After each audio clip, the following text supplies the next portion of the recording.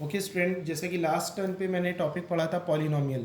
Polynomial क्या होता है, क्यूबिक पॉलिनोमियल क्या होते हैं, लीनियर पॉलिनोमियल किसे कहते हैं, क्वाड्रेटिक पॉलिनोमियल किसे कहते हैं, बाय क्वाड्रेटिक क्या होता है, जीरोज ऑफ अ पॉलिनोमियल क्या होता है, जीरोज किस तरह से फाइंड आउट करते हैं हम लोग हर एक पॉलिनोमियल के, सारे टॉपिक मैंने आपको लास्ट टर्न में बताया। जिन बच्चों को पॉलिनोमियल के बेसिक्स ना मालूम हो तो मैं अभी क्लास 9th का पॉलिनोमियल का वीडियो अपलोड करने वाला हूँ, उसमें देख के वो समझ सकते हैं। जैसे कि आज का टॉपिक आज का जो लास्ट लेक्चर है हमारा पॉलिनोमियल पे, इसमें हम लोग पॉलिनोमियल के अच्छे अच्छे क्वेश्चंस देखेंगे और इस टॉपिक पॉलिनोमियल को एंड करेंगे। बेटा वो क्वेश्चन स्टार्ट करने से पहले आपसे दो क्वेश्चन पूछना चाहते हैं। जैसा कि आप क्वेश्चन देख रहे हैं यहाँ पे, एक ए है और एक क्वेश्चन बी है। इसमें जो ग्राफ बने, मुझे यहाँ पे बताना है find the zeros of this polynomial. ठीक है ना, इन दोनों पॉलिनोमियल्स के, ये पॉलिनोमियल का ग्राफ है, ये पॉलिनोमियल का ग्राफ है, इन दोनों के जीरोस कितने होंगे, यानी इसके जीरोस कितने होंगे, इसके जीरोस कितने होंगे, आपको कमेंट सेक्शन में मुझे बताना है। जल्दी से जल्दी आप कमेंट सेक्शन में मुझे इसका आंसर करें। तो आज का हम टॉपिक स्टार्ट करते हैं। तो बेटा आज के टॉपिक में आप लोग को स्टार्ट करने से पहले क्वेश्चन को देखने के लिए कुछ फॉर्मूलेस आप देख लेते हैं। जैसे alpha and beta are zeros, alpha और बीटा क्या होते हैं, जीरोज ऑफ अ पॉलिनोमियल। तो फॉर्मूला होगा अल्फा प्लस बीटा का whole square, alpha square beta square 2 alpha beta. ये वैसे ही है जैसे ए प्लस बी के होल स्क्वायर का होता है। अल्फा माइनस बीटा का होल स्क्वायर मतलब alpha square plus beta square minus 2 alpha beta, right.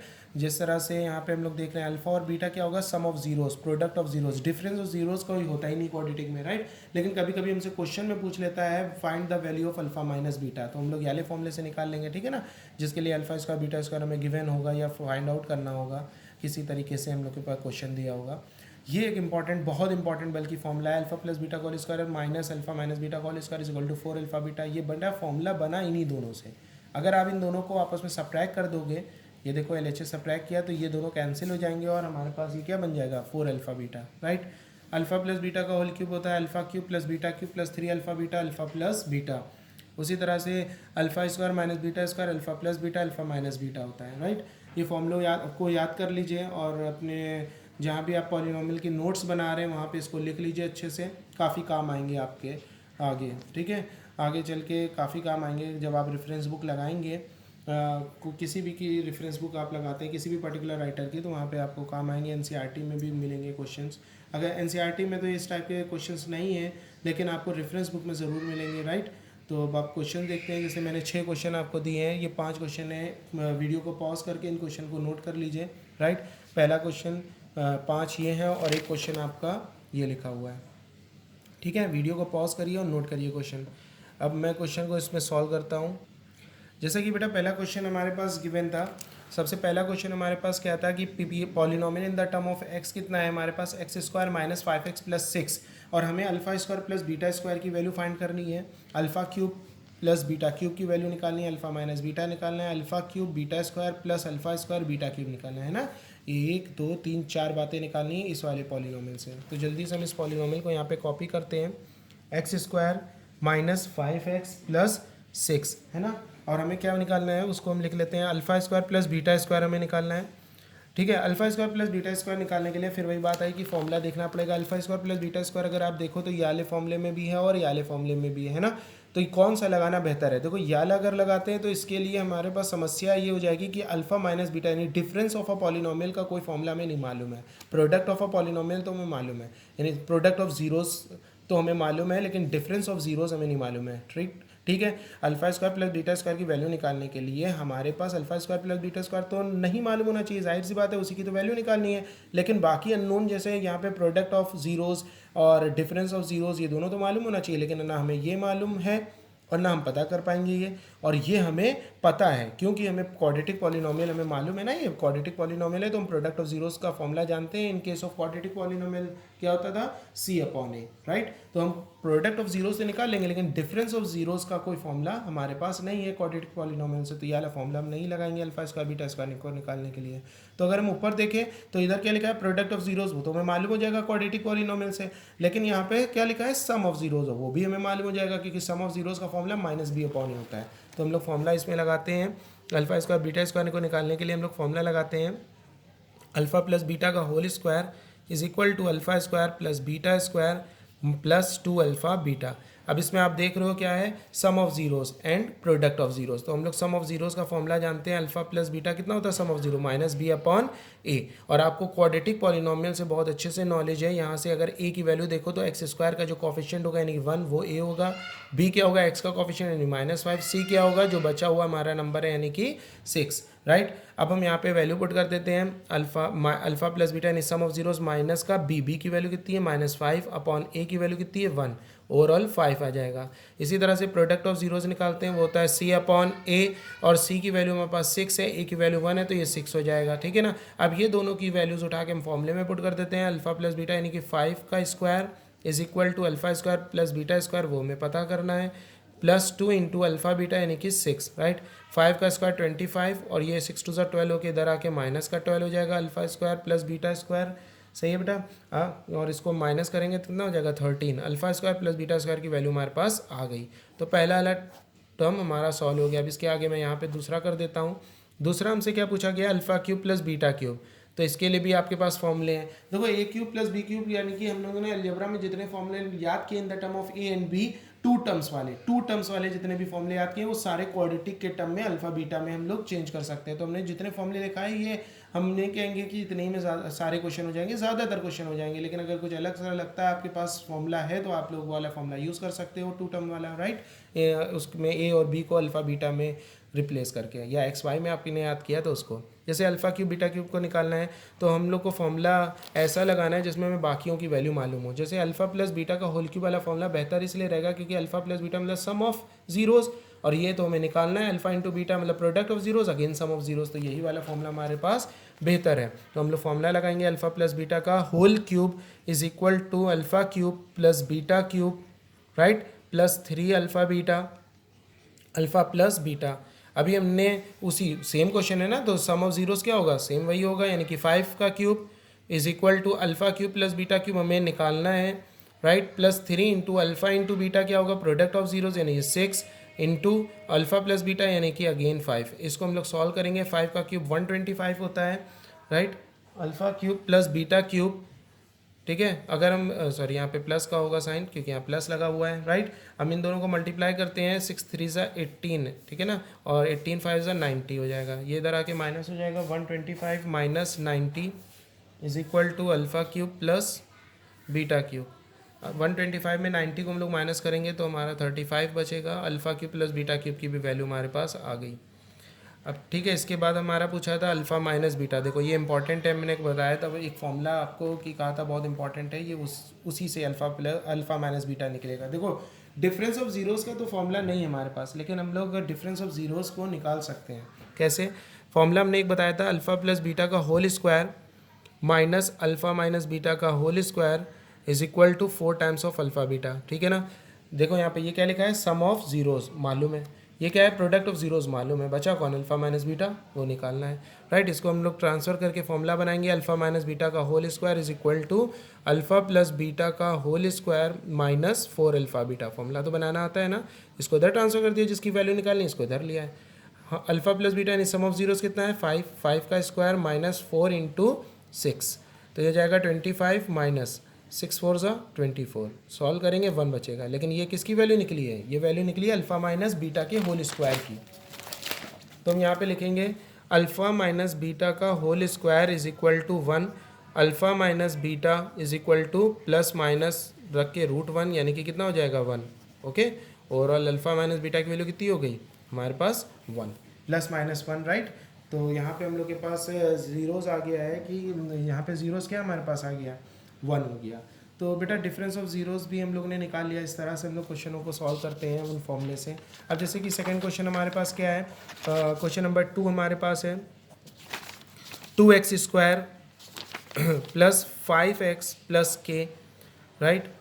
और कह रहा है कि k की वैल्यू बताओ क्या होगी अगर इफ़ अल्फ़ा प्लस बीटा का whole square minus alpha beta alpha into beta is equal to 24। ये हमारे पास गिवन है, इफ़ ये लिखा हो या सच दैट लिखा हो इसका मतलब गिवन होता है।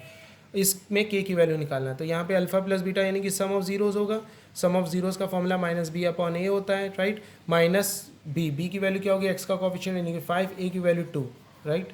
अल्फा इंटू बीटा यहाँ पे देख रहे हैं नोन है हमारा दूसरा, उसका मतलब क्या होता है सम प्रोडक्ट ऑफ जीरो यानी सी अपॉन ए, सी की वैल्यू कितनी होगी के अपॉन ए की वैल्यू 2, ये दोनों आगे उठा के यहाँ पे रख देंगे। अल्फा प्लस बीटा यानी कि -5/2 का whole square minus alpha beta यानी के अपॉन 2 इज इक्वल टू 24।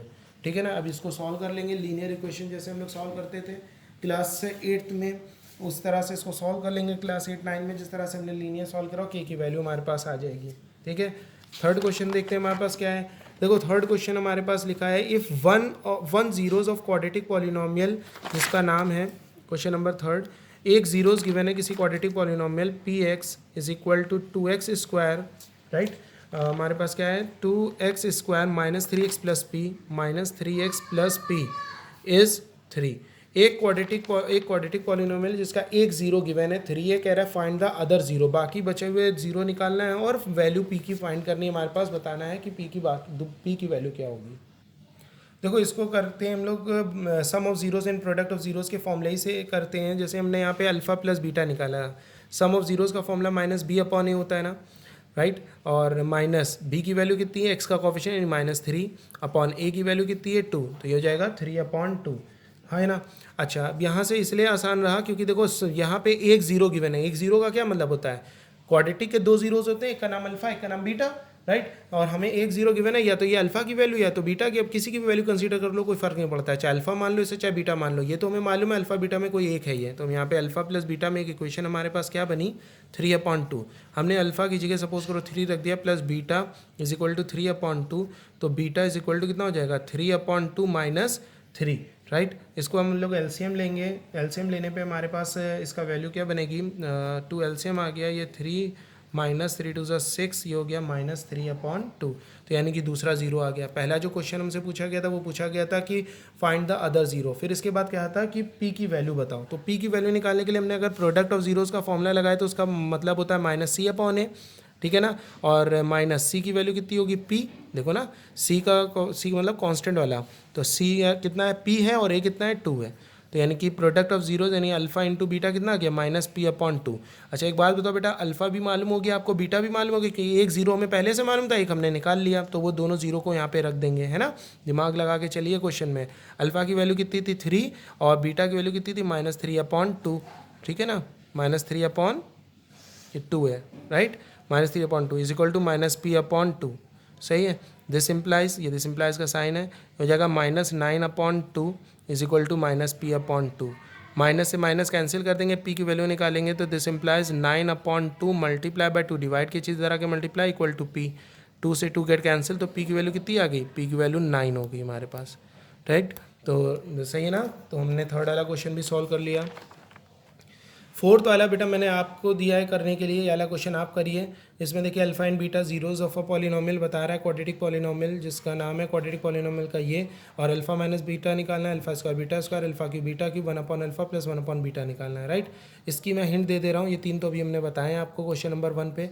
इसमें एलसीएम ले लेना, इन दोनों का एलसीएम जब लोगे, ठीक है ना, जब इन दोनों का एलसीएम लोगे तो ये कुछ इस तरह से दिखेगा, यहाँ देख लो 1/अल्फा प्लस 1/बीटा का जब आप एलसीएम लोगे तो ये क्या बनेगा, अल्फा बीटा एलसीएम आएगा ना। जब यहाँ अल्फा है तो बीटा ऊपर जाएगा, जो होता है वो नहीं जाता है, बचा हुआ जाता है, प्लस फिर यहाँ बीटा है तो यहाँ अल्फा जाएगा ऊपर, ठीक है ना। तो इसको हम लोग सही फॉर्म में alpha plus beta upon alpha beta लिख सकते हैं, क्योंकि चाहे alpha plus beta plus alpha लिखो चाहे अल्फा प्लस बीटा लिखो, फ़र्क नहीं पड़ता। ये देखो क्या है, सम ऑफ जीरोज़, ये क्या है, प्रोडक्ट ऑफ जीरोज़, है ना। सम ऑफ जीरोज़ और प्रोडक्ट ऑफ जीरोज़ आप फाइंड करके यहाँ पे रख दोगे, इसकी वैल्यू आ जाएगी, है ना। फिफ्थ वाला क्वेश्चन अगर आप देखो तो क्या लिखा है, find the value of alpha की पावर -1 प्लस बीटा की पावर -1 प्लस गामा की पावर -1। ये क्वेश्चन अच्छा है, मैं इसको सॉल्व कर देता हूँ।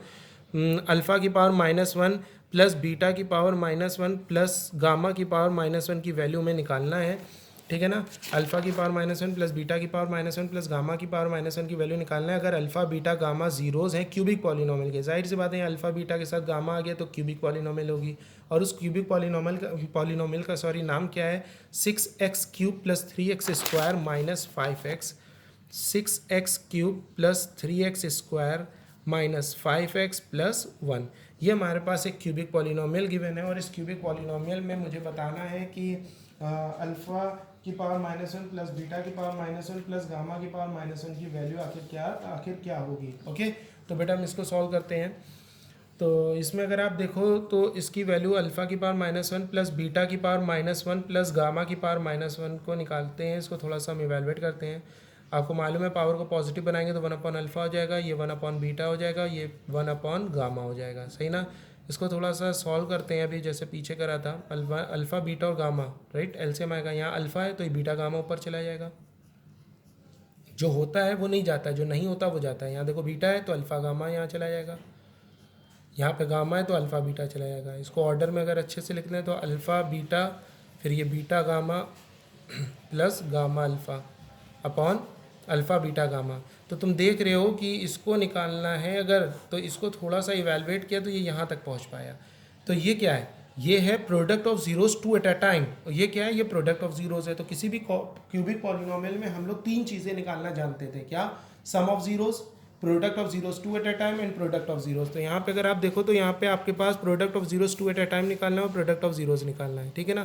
तो product of zeros two at a time का फॉर्मूला हमारे पास क्या होता है, तो हम लोग product of zeros two at a time निकालने के लिए फॉर्मूला हमारे पास बेटा क्या होता है, alpha into beta plus beta gamma plus gamma alpha, ठीक है ना। जैसे सम ऑफ जीरोस होता था हमारा -b/a, right. Product of zeros two at a time हमारा होता था c/a, होता था ना, हमारे पास c/a होता था product of zeros two at a time. तो c/a हम लोग यहाँ पे लिखते हैं, ठीक है ना। c की वैल्यू यहाँ पे अगर देखो तो x का कोफिशिएंट, ये a का, एक्स क्यूब का कोफिशिएंट a होता था, एक्स स्क्वायर का कोफिशिएंट b होता था, x का कोफिशिएंट c होता था, जो कांस्टेंट होता था वो d होता था। तो ये कितना हो जाएगा, माइनस का 5/a कितना है 6, तो ये -5/6 आ जाएगा, है ना। और प्रोडक्ट ऑफ जीरोस यानी अल्फा बीटा गामा कितना होता था, माइनस का d/a, राइट। आप फॉर्मूले देख सकते हो पीछे आपको मैंने जहाँ लिखाए थे, माइनस तो वैसे ही रहेगा, डी यहाँ कांस्टेंट कितना है 1/a कितना है 6, तो ये हो जाएगा माइनस का 1/6।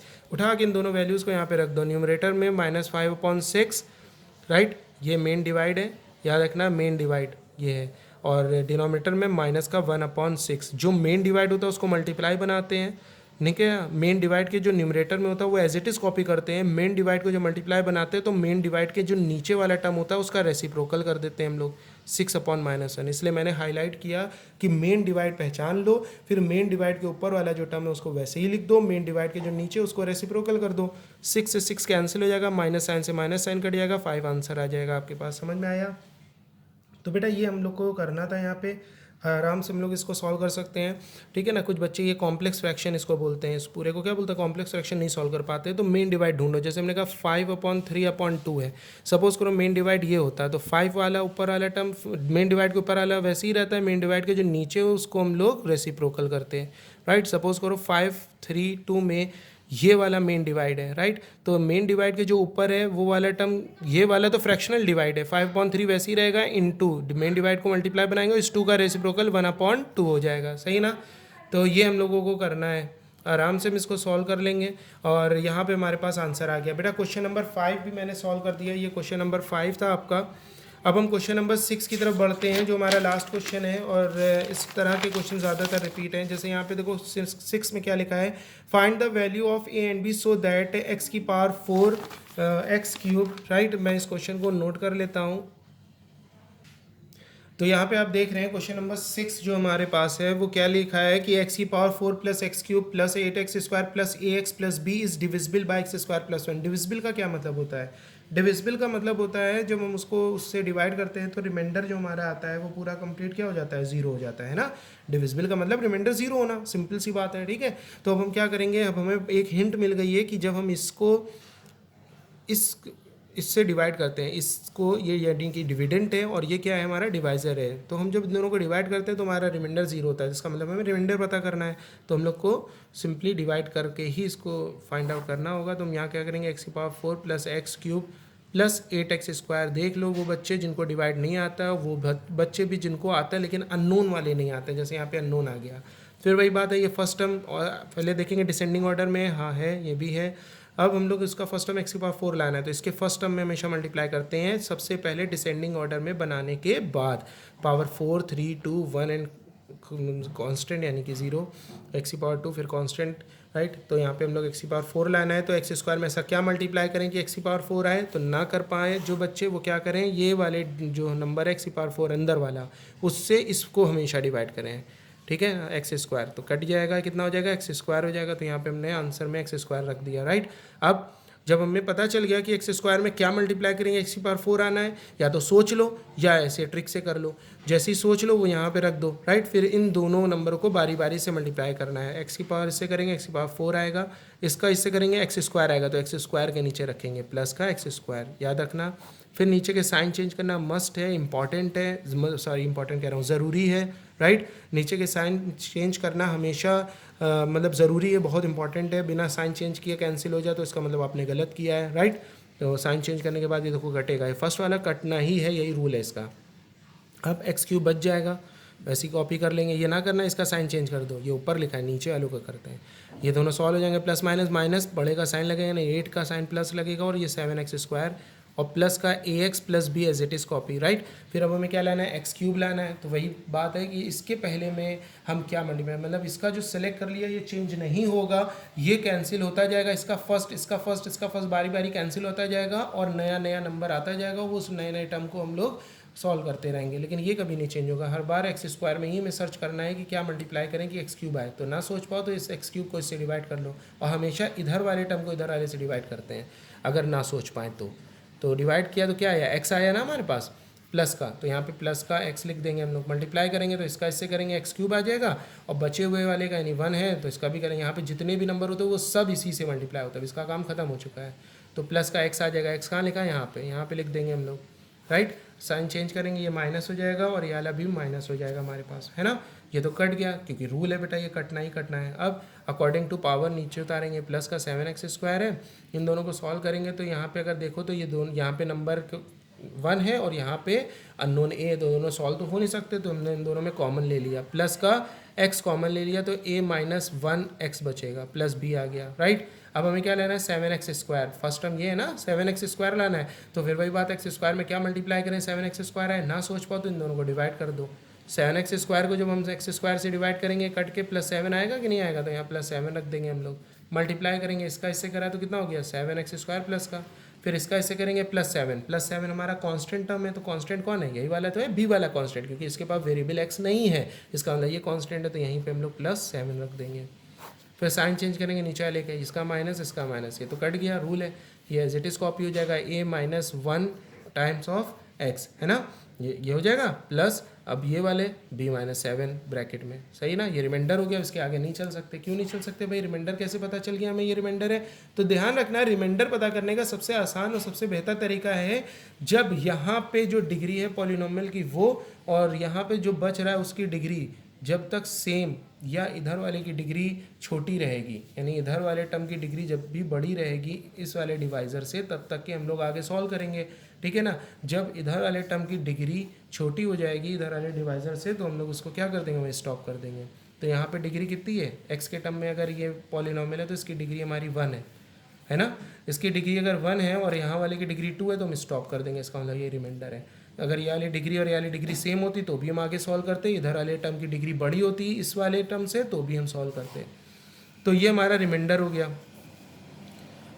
गया, तो जो रिमाइंडर है, रिमाइंडर को हम 0 के बराबर करेंगे, क्योंकि अभी हम लोग ने ऊपर पढ़ा क्वेश्चन में कि इसको 0 के बराबर करेंगे, क्योंकि क्वेश्चन में हमने पढ़ा था कि ये जो डिविडेंट है वो डिविजिबल है इस डिवाइज़र से। डिविजिबल का मतलब रिमाइंडर 0 होगा, तो ये वाला टर्म 0 के बराबर होगा। जैसा कि फैक्टर में हम लोगों ने पढ़ा था, क्या करते थे, बारी बारी इन दोनों को 0 के बराबर हम लोग करेंगे, राइट। अगर हम लोग यहाँ पे देखें तो यह क्या लिखा है, a minus 1 times of x plus b minus 7, right. बेटा इधर हम लोग, इधर x का टर्म इधर तो है नहीं, तो हम इधर 0 इंटू एक्स लिख सकते हैं और प्लस 0, क्योंकि 0 है ना, 0 का मतलब क्या होता है 0 इंटू एक्स प्लस 0, बात तो वही है ना, 0 ही। इसको इस तरह से इसलिए लिखा ताकि, सॉरी दिख नहीं रहा था आपको, अब देखिए जैसे ये रिमाइंडर 0 हो जाएगा तो रिमाइंडर को 0 के बराबर करने के बाद हम लोग इस वाले 0 को 0 इंटू एक्स प्लस 0 लिख देंगे, क्योंकि इधर भी x का टर्म है फिर कांस्टेंट है, तो इधर भी x का टर्म और कांस्टेंट कर दिया। ऐसा इसलिए लिखा ताकि इन दोनों को बराबर कर सकें। तो कोफिशिएंट को कंपेयर करेंगे, इसका x का कोफिशिएंट क्या है, a माइनस 1, और इधर x का कोफिशिएंट क्या है 0, तो a की वैल्यू कितनी आ गई 1। फिर इधर वाला b माइनस 7 एक कॉन्स्टेंट टर्म है, तो कॉन्स्टेंट टर्म को भी 0 के बराबर कर देंगे, तो b माइनस 7 से b की वैल्यू कितनी आ जाएगी 7 आ जाएगी, सही। तो यहाँ पे a की वैल्यू 1 आ गई और b की वैल्यू 7 आ गई। तो ये हमारे कुछ क्वेश्चंस थे इंपॉर्टेंट पॉलिनोमियल टॉपिक से रिलेटेड, जो एनसीईआरटी में नहीं गिवन है रेफरेंस बुक में, इसलिए मैं कहता हूँ कि एनसीईआरटी के साथ साथ आप रेफरेंस भी लगाइए ताकि और अच्छे से प्रैक्टिस हो सके। ठीक है ना, जो बच्चे प्रैक्टिस करना चाह रहे हैं, अच्छे से अच्छी प्रैक्टिस करना चाह रहे हैं, वो एनसीईआरटी के साथ साथ रेफरेंस को भी लगाएं। ठीक है, और कमेंट सेक्शन में मेरे जो 2 क्वेश्चन मैंने आपसे पूछे थे उसके आंसर जल्दी से जल्दी करिए सभी बच्चे। और पॉलीनोमियल टॉपिक हमारा एंड हो गया है। अब जल्द से जल्द मैं इंशाल्लाह 2-1 दिन में आपके लिए नया topic pair of linear equation start करने वाला हूँ और उसको अच्छे से समझिएगा, क्योंकि उसमें क्या होता है, वर्ड प्रॉब्लम के क्वेश्चन थोड़ा हम लोगों को परेशान करते हैं। आप मेरी सारी वीडियोस को बहुत अच्छे से देखिएगा। मैं अभी आपको इस चीज़ का मतलब बहुत अच्छे से आपको बताना चाह रहा हूँ कि पेयर ऑफ लीनियर इक्वेशन जो टॉपिक है उसमें वर्ड प्रॉब्लम के क्वेश्चन, जैसे अप स्ट्रीम डाउन स्ट्रीम हो गया, एज रिलेटेड क्वेश्चन हो गया, बड़े दिक्कत करते हैं बच्चों को। ठीक है, आप मेरी सारी वीडियोस को देखिएगा और इंशाल्लाह जब आप वीडियोस का एंड होगा तो आपको वो टॉपिक इतना अच्छे से समझ में आ जाएगा कि आप दूसरों को पढ़ा दें। ठीक है, तो बस मेरा आपसे ये कहना है कि सारी वीडियोस को मेरे देखते चलिए और जो भी आपके जानने में हैं 9th to 12th वाले बच्चे उनको इन्फॉर्म करें ताकि वो मेरा चैनल सब्सक्राइब करें, किसी का लॉस ना हो सके ऐसे टाइम में। तो बेटा आज के लिए इतना ही, अब मिलते हैं हम अपनी नेक्स्ट वीडियो में। Thank you.